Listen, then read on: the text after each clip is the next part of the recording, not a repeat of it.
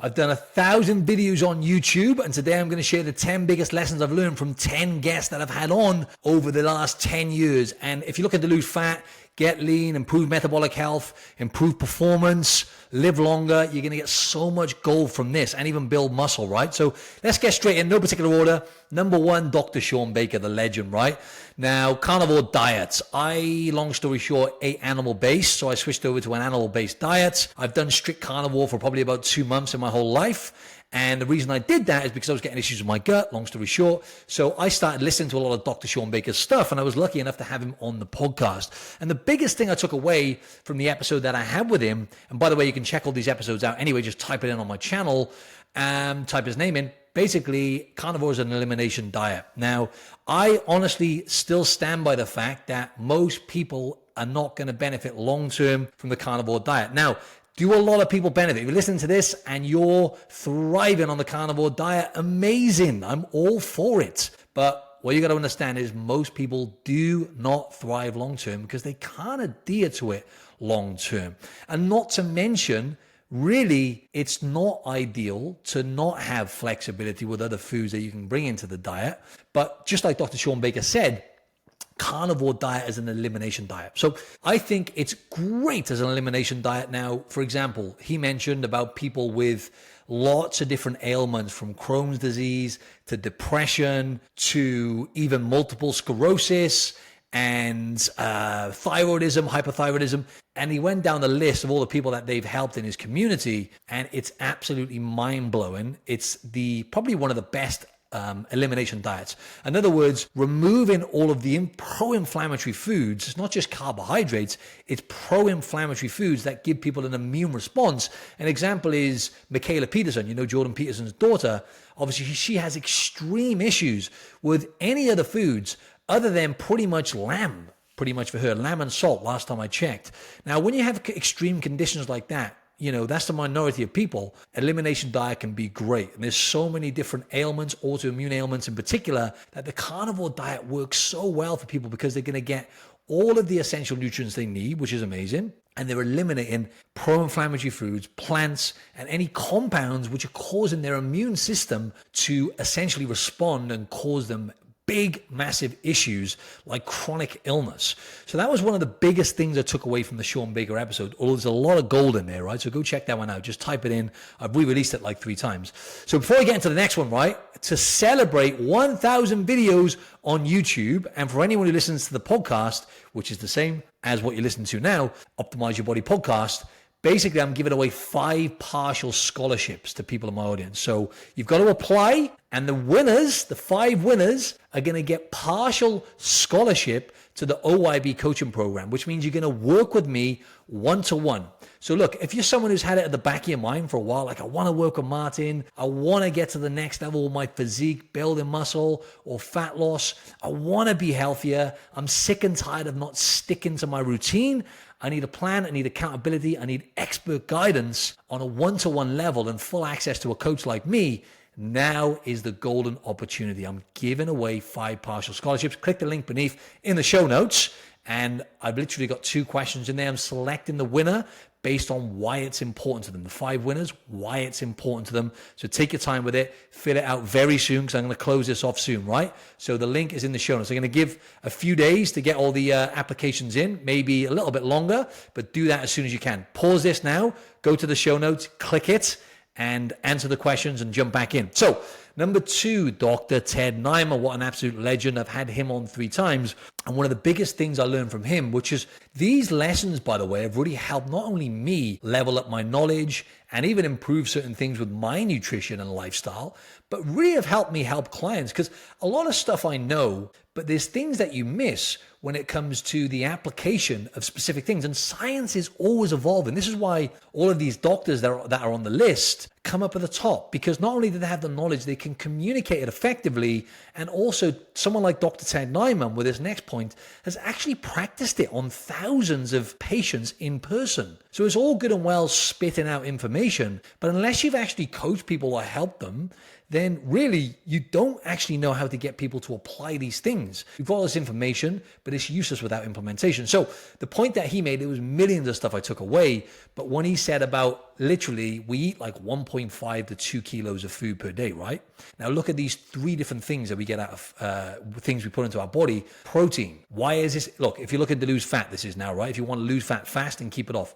Number one, we've got to have adequate protein, because protein is the number one satiety macronutrient. It's going to keep you satiated and blunt your appetite. Number two is water. We've got to stay hydrated and drink adequate amounts of water, because that is where we get most of our weight from, to be honest, in terms of the total amount that we get put into our body a day. And the third one is fiber for volume, right? So if you try doing what Dr. Ted Naiman said, by the way, this is naturally going to boost your GLP-1 levels, right? Now, if you can't afford Ozempic, like you said, then this is a great way, because GLP-1, what it is, in case you don't know, with Ozempic and all of these GLP-1s that are now on the market that are getting people to lose weight, is they actually give you exogenous amounts of a hormone called GLP-1, which is one of the main satiety hormones. When you eat food, the problem is with food is it's very short-lived. So you release GLP-1 for about a couple of minutes, give or take, when you eat food, in terms of like high protein, for example, keeping you satiated. But when you're injecting it, obviously you're probably having it for prolonged periods. I'm not recommending people do that. And if you think it's too expensive, try this. Like he said, eat a pound of skinless chicken breasts and a pound of asparagus 1 hour before your meal. You're not going to overeat. In fact, you probably won't even want to have your meal. The end. And look, when I used to get shredded for bodybuilding comps, it had me thinking the typical bodybuilder diet, what is it? Chicken and broccoli, right? And you eat mainly that. Why? Because it keeps you satiated. You've got lots of volume from having lots of broccoli, and you've got lots of protein, which is lean and very low in calories. Chicken breast. Super lean, skinless. Super lean, super low in calories, really high in protein. Blunt your appetite, right? Very simple. Try doing that. Just even if you're not going to eat a pound of chicken and breast and asparagus before your meal, try and eat as much fiber as you can through greens, providing you're not getting any digestive issues. Asparagus, green beans, spinach, broccoli normally causes issues. And eat a pound. Well, if you could try and eat even more than that, if you can eat bloody a pound to 2 pounds a day, I would say, depending on your weight, I would go higher. Like personally, I eat in pounds, I eat kilos, right? So I eat like kilo of, on average, of meat a day, right? Which is like 2.2 pounds. And that keeps me satiated. So depending on how much you weigh, eat 1.5 to 2 pounds of meat a day. Good luck being hungry. You're going to feel way less hungry, and it's much easier to lose fat when you do that. And it's very simple. So again, in no particular order, number 3, the lesson is from Dr. Sean O'Mara. Now, if you want to listen to this one, this is my highest ever downloaded episode on YouTube at over 50,000 downloads. And what he talked about, there's so much gold, but I'll just talk on one lesson. Visceral fat. Visceral fat around your organs and your waist, the stuff that you see around you. Well, when you gain fat and your waist gets bigger, you're gaining fat, adipose tissue, but we're also gaining visceral fat. 70% of the brain damage, right, that you get from being overweight, because essentially that's what you do when you're overweight, or definitely when you're obese. The brain gets inflamed, and essentially parts of your brain get damaged. Now, 77% of that damage comes from visceral fat, not just from carrying that extra weight. So there was a study done, and they found there's a massive increase in your chance of getting dementia and definitely Alzheimer's if you have higher amounts of visceral fat. For example, if you've got a kilo or more of visceral fat, this is why I love doing DEXA scans with clients and with myself. DEXA, you can find them in your local area probably, and it shows you your visceral fat. And that's why Dr. Sean O'Mara recommends, if you can, getting an MRI scan, because an MRI scan is going to show you the visceral fat. You see it on the image, and that drives change. When you can see how much fat, visceral fat, you've got around your organs, it scares the shit out of you, especially if you've got excessive amounts. So if you have more than a kilo on that reading, you're in the red zone, and you're in a way higher chance of getting dementia and Alzheimer's. There's a reason why they've started calling Alzheimer's type 3 diabetes, right? Metabolic health. A huge chunk of your level in terms of how healthy you are metabolically is based on how much visceral fat you have surrounding your organs, your kidney, your liver, those kind of things, fatty liver as well. So ultimately you want to get that under a kilo, the visceral fat. But optimal range is way lower than that. You want to get that way under 500 grams. And if you want to go super optimal, like let's say, I don't know, I'm going to throw a random number out there. You're a man in your 40s. You want to be getting that under 300 grams, right? And you can get that reading done on an MRI scan, but people struggle to get them. Get a DEXA scan, right? So we've got to pay attention to that visceral fat. If you don't know, then you don't know. What I would say is you want to be, what I was going to say is you don't know what you don't know, right? So stop guessing. And a simple thing is just measuring your waist with tape measure and try and dial your waist in as much as you can, right? And you do that through strength training. Number one, that's paramount, building muscle to speed the metabolism up. And that's the longevity organ. And number two is diet, right? And really, if you don't know what you're doing with those things, then you're never going to get anywhere, right? So you've got to have the right game plan to execute on and the right approach to do it in a way where it's sustainable.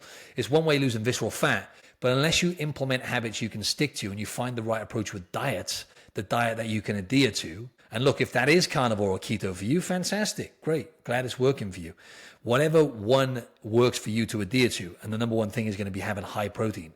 So the way I say this is you want to be having, if you can just round it off to this, if you have a gram of protein per pound of body weight, you focus 90% of the training you're doing, the exercise you're doing, on strength training instead of cardio. If you do that consistently, you walk enough, you do plenty of steps and you're active every day, and you do that consistently for long periods of time, you're going to get in great shape and you're going to drop visceral fat. But then it comes down to fine tuning. And I just had a client now. He is the same age as me, actually. We're just a few weeks apart. He's 37. And we set a target of losing 0.3 pounds of visceral fat. We did a reverse dieting process. He built a tremendous amount of muscle, didn't gain any body fat. But then we wanted to dial in the fat then, right? So when you do reverse dieting, it means you're slowly eating more over a period of time, which is what people need to do. But you combine that, and there's only slight increases in calories, and you're not eating more. Actually, to start with, you're eating less because a lot of people are gaining fat from yo-yo dieting. So even though you feel like you're eating more because you're eating more protein, you're eating more essential fats, what happened to Lester is that's what he was doing. And we also started carb cycling as well. In other words, we would increase carbs on the days he was lifting and then drop the carbs down and bump the fats up a little bit on the days he wasn't lifting. And what that does is that throws a curveball. It's good for the metabolism and it gets you more metabolically flexible, which is really, really important, right? For results, but also for long-term health and metabolic health. So long story short, we brought his visceral fat down. How did we do that? We moderated his fats. This is where people go wrong. They have too much fat. And that means too many calories. And that means fat gain. It's very simple. But a lot of people, they don't track fat, for example. Lester tracked for a while. And he understood how much fat he was having. So I set him a target with that. We kept his fat under 30% of his total calories. I think it was around about 32% he was having, right? Long story short, we had him on, to lose the fat, we had him on 2,600 calories because we built his metabolism up to a point where his maintenance calories were over 3,000. That's the beauty of reverse dieting. And once we had him eating 2,600 to lose this visceral fat, which we achieved, by the way, I set him that target over 3 months to lose 0.3 pounds of visceral fat, and he lost exactly 0.31 pounds. So we leave nothing to chance. I do everything, everything is strategized. But we did that through keeping his steps high. So he ramped his steps up over 10,000. I think he was averaging about 12K from 10K. We took his fats down. I got him to keep his fat under around about 100 grams, give or take, his fats were at, which was about 30% of his total calories.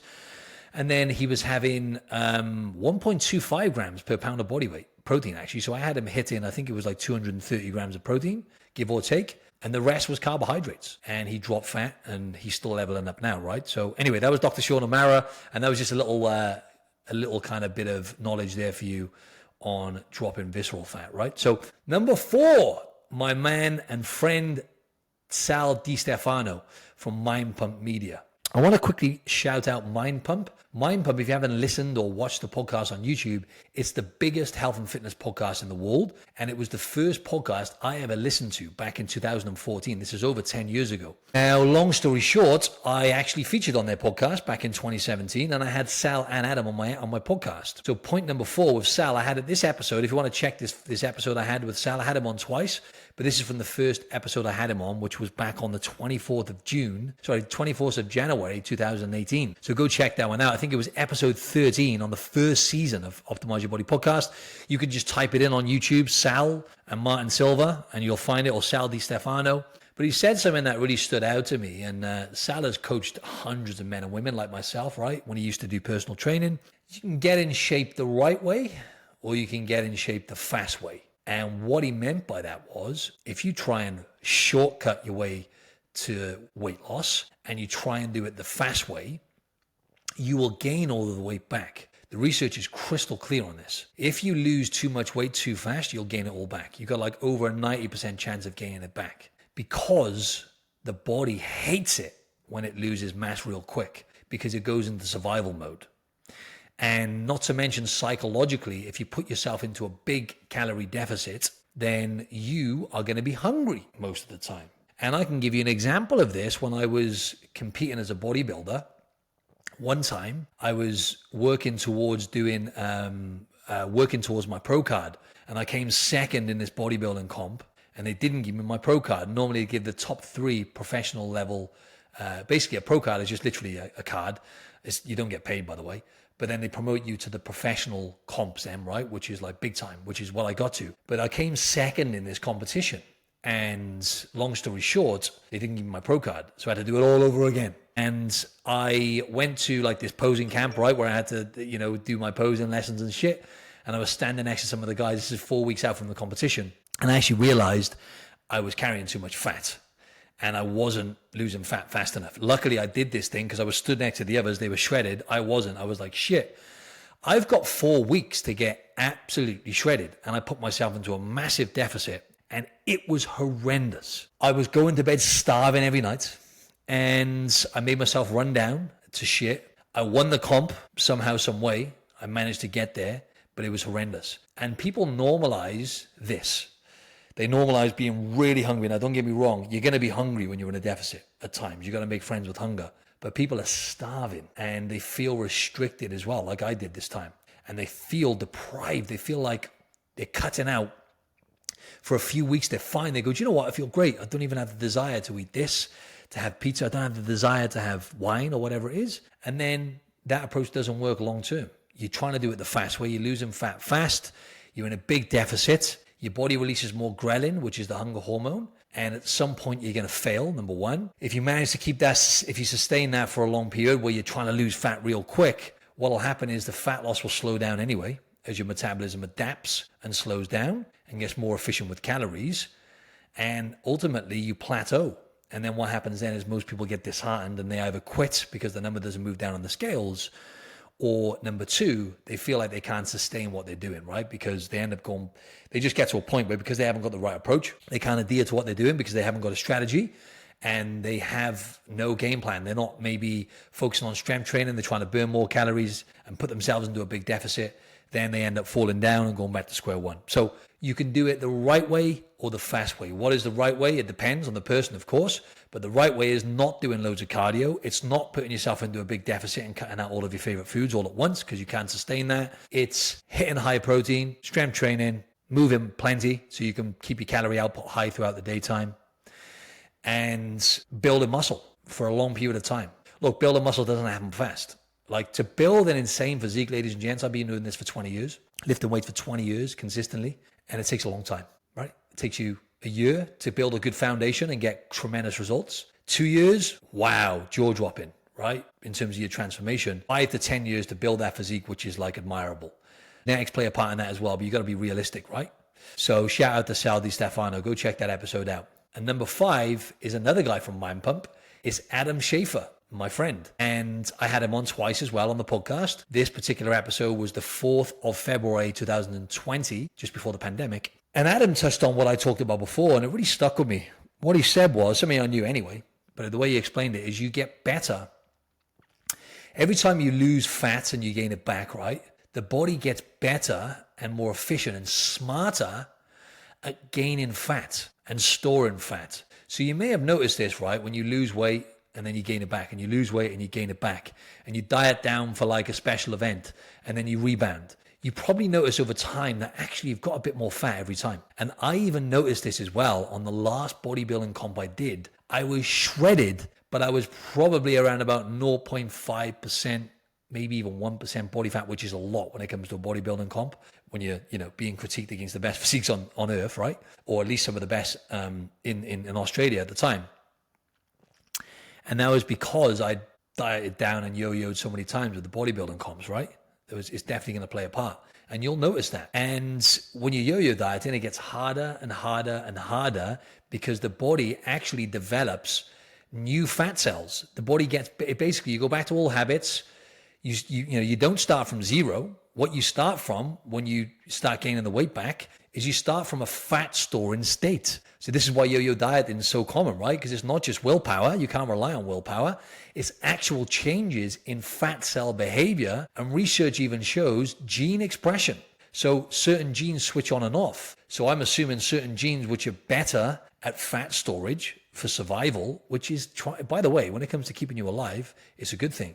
When it comes to long-term health, not so good. And when it comes to how you look in terms of fat gain, terrible, right?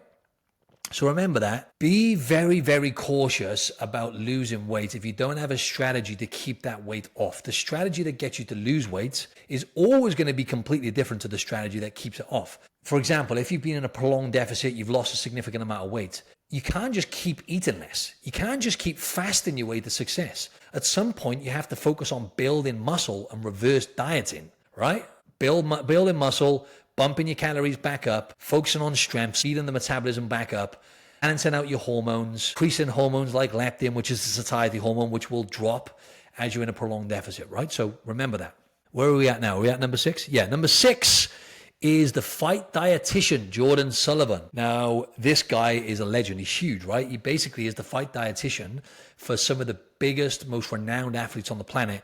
I don't really follow UFC, but I even think John Joe's the biggest names on the planet. He's the dietitian for those athletes. And even outside of UFC, right? And I had him on, go check it out, The Fight Dietitian. Great episode, by the way. The 22nd, you have to make a note of some of these because I'm not putting all these in the timestamps. But on the 22nd of February, 2023, this episode was aired. And long story short, he was talking about fasting.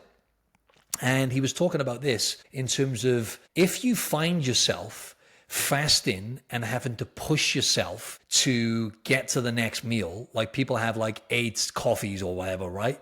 Trying to just battle their way through to fast to the next meal because you're so hungry. You should not be fasting, right? And watching food, he mentioned watching food porn, right? Whilst you're waiting for your you should not be fasting, right? And I honestly think the majority of people definitely shouldn't be fasting. And look, a lot of people have had a lot of success with fasting as well. It's almost coming back now. It's interesting with fasting. There was a massive explosion. It was really trendy. Then it kind of died off a bit for whatever reason. Now it's like really popular again. And a lot of people have lost a lot of weight from fasting, right? Mainly because they're having less calories. Well, definitely not mainly because they're eating less, because they're eating in a smaller window. Maybe they started eating better quality foods as well, which suppress their appetite a bit at the same time. Great, that's awesome. But you're always going to get to a point where you're going to plateau and your body's going to stop responding. Sure, you'll lose fat, but then you need to build muscle. People don't realize when it comes to losing weight, when it comes to building a body and having minimal body fat, or I don't want to say minimal, I want to see healthy levels of body fat and being really lean. Like me, I'm shredded all year round or ripped all year round because I spend such a long time building muscle and building healthy habits. So you can't fast your way to the next level with your health. You can fast your way to success in some cases, although I don't think it's ideal. When I say fasting, you can be in a calorie deficit for a period of time and lose a lot of weight. So people lose a lot of weight, lose a lot of fat, get some good success, for example, from just eating in a smaller window, right? From fasting, because they're just eating less because they got less time to eat, mainly. And then they plateau and they stop responding because, number one, you can only go so far losing fat. Then what happens? You plateau as your metabolism catches up and adapts and gets more efficient with calories. Number two, you're not building muscle. So a big problem with fasting is not just what Jordan said, is like battling through, and it's good because you can get some mental wins, I guess, from abstaining from food, right? I think it can be a good practice periodically, but if you're having 50 cups of coffee, watching food porn, you shouldn't be fasting, right? But then it gets to a point where it's hard to get enough protein. What I see from all the people I've coached who used to fast, they weren't getting enough protein in consistently. There's some people that do, but like 90% of people don't get enough protein in when they're fasting because they're eating in a smaller window. Having 1 meal a day or 2 meals a day, good luck trying to get a gram of protein in per pound of body weight, for example. Let's say you weigh 150 pounds. Good luck trying to get 150 grams of protein into one meal or 2 meals. I can do it, but I'm a rarity. I'm in the 10% of people. A lot of people can't do it. When you're not getting enough protein in, you're not going to build muscle. Number one, if you're strength training, you can forget about it if you're not getting enough enough protein in. Number two, you're probably not even going to retain muscle. If you're under eating protein, you're going to actually lose muscle. When you lose muscle, that's tragic, honestly, because that's the longevity organ, right? And also you look worse as you pare down muscle. You look softer, right? Muscle makes you look tight. So all that to say, big problem for most people, right? So how do you fix that? You probably added an extra meal to get enough protein in, right? Like, don't overcomplicate things. So what we got now? Number 7, 8, 9, 10. How many we got left? I think this is number 7. My good buddy, Dr. Phil Ovadia. He's the heart expert, right? He's got a great podcast called Get Off My Operating Table, I think it's called. He's done like thousands, I think 3,000, maybe even more, of heart surgeries on people. And long story short, I had him on and he talked about building and retaining muscle is the most important thing. Say, for example, someone has, like, what he was saying is heart health and metabolic health cannot be separated, right? They're intertwined. And when you're lifting weights, it strengthens your heart and it's better for your heart than cardio. An example is they did a study and they found that basically cardio only removes or reduces one type of fat that builds up around the heart, whereas resistance training, strength training, it removes both types of fat around the heart. So it's better for the heart in that sense. Also, it strengthens the heart more than cardio, because look at the heart as a muscle, right? It's the cardiac muscle. It gets strengthened when you're adding resistance. You're strengthening the heart as well as your skeletal muscle, right? So what he said as well is the recovery of his patients after heart surgery, the main indicator in terms of how fast they're going to recover is how much muscle they've got on their body and how physically strong they are. So what they score, and this is the number one marker as well for longevity in terms of how long you're going to live. The number one indicator for that is when they do the grip strength test and you get a score, how tight you can grip this thing. I think it's called a dynamometer or something. And he said, like, how they score on that, the higher the score, the faster they recover after heart surgery, right? So that's something I really took away. And I think a lot of these points are coming back to the fact that you need to focus on building muscle. And most people need to detach a bit from the fat loss piece, and they need to spend a long time getting stronger and building muscle. And that, look, in terms of people who get that amazing physique and they get to the next level, they build so much muscle and build their metabolism up to a point where fat loss feels easy. So for me, staying lean feels super easy because I can get away with so many calories. My maintenance calories are sitting at around about 3,700, which means for me to be in a surplus and gain weight is actually hard, because I have to eat like over 4,000 calories, right, to actually be in a surplus and build muscle. Whereas to get in a deficit is not easy. It's kind of like it's still challenging. If I wanted to get that next level shredded for anyone, it's always going to be hard, right? But I can stay really lean because if I eat 3,700 calories, I'm already lean because I've built so much muscle and speeded my metabolism up. And I eat 90% whole food, so I don't, eat like an arsehole. I hit enough protein. You can maintain a lot easier then, right? So I think this is number 9, actually, unless I missed any. I missed one, actually. I'll get back to this. This is number 8, actually. Dr. Anthony Chafee. Obviously had him on, jumped on his. He's another friend of mine, absolute legend. And again, going back to the carnivore diet, right? And it relates to the elimination diet again. But what blew my mind is what he was saying about people walking again, right? How, multiple sclerosis, people actually not being able to walk and then following a strict carnivore diet and actually walking again. And he mentioned about ketogenic, right? Because part of that is getting your body into ketosis. And ketosis, Anthony was saying, obviously is one of the most important things for dropping inflammation and pro-inflammatory markers that build up in the body, is following a carnivore/ketogenic approach, and even reversing Crohn's disease, right, which is a horrific one.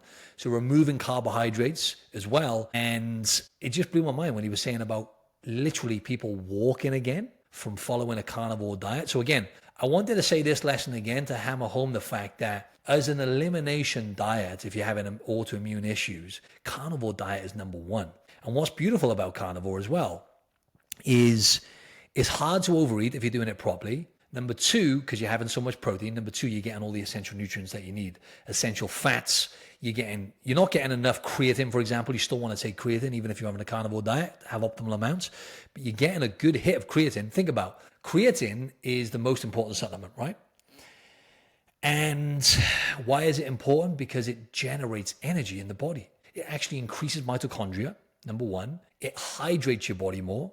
People talk about, gaining weight from having creatine. Don't gain a significant amount, but that's because you get hydration in the brain, more hydration in the brain, more hydration in the muscles. You get intramuscular water retention, and you get from having red meat, for example, like say, for example, someone, who Anthony Chafee has worked with, they decide to just eat strict, just red meat, even Lion diet, right? They're still going to be getting like 0.5 grams of creatine from 100 grams of red meat. So even if they're only eating 500 grams of red meat a day, they're getting 2.5 grams of creatine. That's not going to be optimal. You want to be getting way more than that. You want to be having 10 to 15 grams ideally a day. They're saying is optimal for most.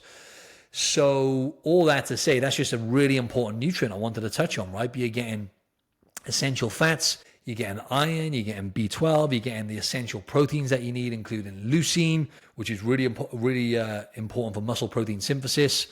And you can keep going down the list, right? Zinc and everything else, right? So yeah, blew my mind. So I think for autoimmune issues, if you're getting, this is why I switched over to Chafee's point, right? When he was talking about elimination and anti-inflammation, I was getting an inflamed gut, and that's what got me over the line, so to speak, to actually go over to the animal-based side, because I wanted to fix my gut issues, right? So yeah, but going back to creatine, I want to touch on this point. Creatine, everyone should be taking creatine. If you're not taking it, then you're a dummy, basically, right? Because they're saying like 5 to 10 grams a day now, everyone should be taking, particularly females and aging females because of menopause and stuff, right? So retaining muscle as well, creatine helps with that. So I take 5 grams a day, sometimes 10 grams, but I eat, like I said, a kilo of meat a day. So I'm probably getting about 5 grams through diet. And then I'm taking 5 grams on top of that, right? So, I don't know the exact optimal amount, but I would say if you're having 10 grams a day, that's going to be good. And then you get the cognitive benefits when you go past the 5 gram amount. So when you get to about 10 grams or even 15 grams, that's when you're getting a lot of the cognitive health benefits. So for depression, dementia, creatine is the one. It's unbelievable. So I think we're on number 9 now, and I almost missed Robb Wolf. So this is a big one. So Robb Wolf, whatever episode that was, check that out. Gold. He's another buddy of mine, and he's got a great book called Wired to Eat. Great book. And The Sacred Cow, where he's talking about, the whole debate about the environment and red meat, and essentially, crushing all the myths on it. But yeah, his big thing that I took away from it was electrolytes are the currency for energy. People overlook this. He obviously owns Element, right? LMNT, which is the electrolytes that I take. He actually created this, and it's a very simple thing. He laughs how simple it is, right? LMNT is literally like mainly just sodium, but the sodium and potassium in particular, this is especially if you're having low carbs, you're not going to be optimal, right? Actual electrolytes are the currency for energy. So the sodium to potassium balance. And I'm going to give you an example. I got a client right now, and he eats carnivore, right? I think I think he's probably the only, I have a few clients eating carnivore-ish, but he's the only one who eats like pretty much strict carnivore. And he was actually like low on energy. And he said his sleep was good. I said, okay, we're likely not having enough sodium and potassium here. So what we did is, obviously, you get most of your potassium from plant-based foods, right?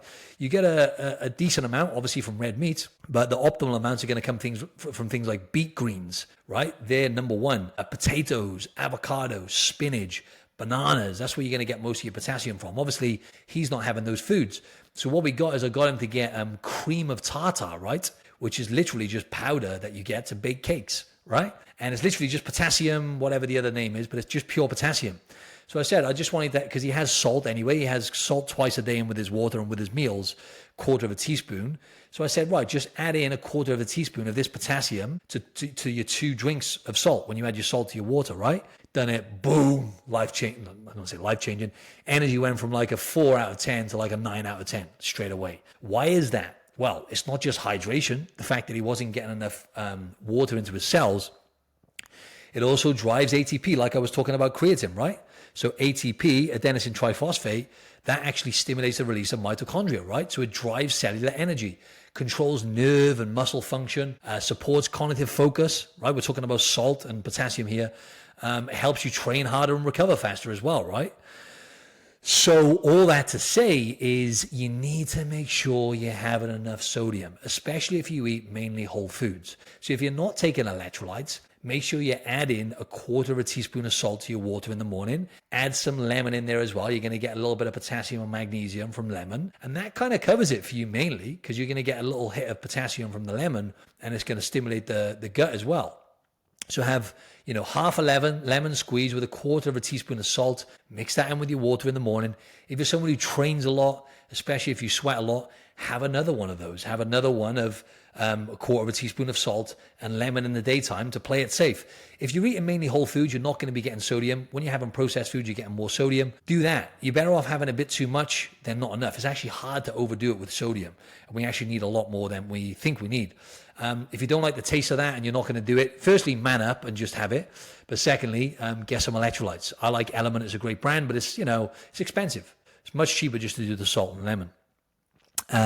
Or just eat those foods that I mentioned, right? Make sure you're having more potatoes and some avocado, banana, spinach, and obviously you're going to get a good amount from red meat as well, but not optimal amounts. All right, last but not least is my man Adam Lane Smith, and this is a different topic. He's the attachment theory specialist. By the way, before I get into this last one, don't forget the partial scholarship. I'm giving out 5 partial scholarships to my program.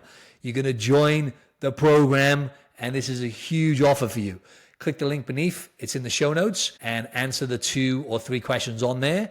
And I'm selecting the winners based on their why. So Adam Lane Smith, he's the attachment theory expert. And this is talking more about, relationships and mental health, I guess.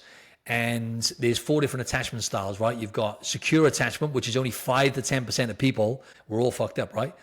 Then you've got avoidant attachment, which was me. I'm more going towards secure attachment now after I've got more self-awareness, but I've always been more avoidant attachment. And then you've got anxious attachment as well. I think there's one more as well, which is more of a rare one. But the anxious attachment and the avoidant attachment are the main ones. What does that mean? When you get into relationships, which by the way, we always talk about nutrition, but true health is your relationships. That's the most important thing in terms of how long you're going to live, is the relationships you have with people and social connections. So for me, I was avoiding attachment, and I almost ruined my relationship with Janini, who I'm now going to be marrying, right? Because I was 3 months into the relationship and I panicked and I just cut her off. Basically, I said to her, look, I don't want to commit to the next level. And that was the end of it. I had a day or 2 before I come to my senses, realized I made a massive mistake. Long story short, managed to get her back, and we've been, together ever since. So I was very lucky. But I opened up about that with him, and he mentioned something about being rock bottom. He said, unfortunately, a lot of people, especially with the avoidant attachment, which means you struggle with commitment generally, right? That's the easy way to put it. You end up having to have a really low moment or a rock bottom moment like I did, which helps you realize you made a massive mistake and you got to grow, right? So that was something that really stood out to me. But definitely learn more about that, because it'll affect your life, not being aware of it. Great episode. Adam Lane Smith. Just type it in on my channel. Just type in Adam Lane Smith, Martin Silver, and you'll find it, right? Great episode. Lots of gold in there. So check out this next video as well, ladies and gents, right? It's the 5 life-changing lessons I learned becoming a pro bodybuilder. You get a ton of value out of that, right? Because there's so much wisdom in there, especially if you're looking to change your body composition, change your mindset, which is the most important thing when it comes to you getting great results and sticking to a process, is your mindset. That can be your own worst enemy. Check this next episode out. And I'd love to know if you got any feedback on the episode. Just comment below. I want to really improve this podcast. So comment below. All right. Cheers to another 1,000 episodes. Let's go.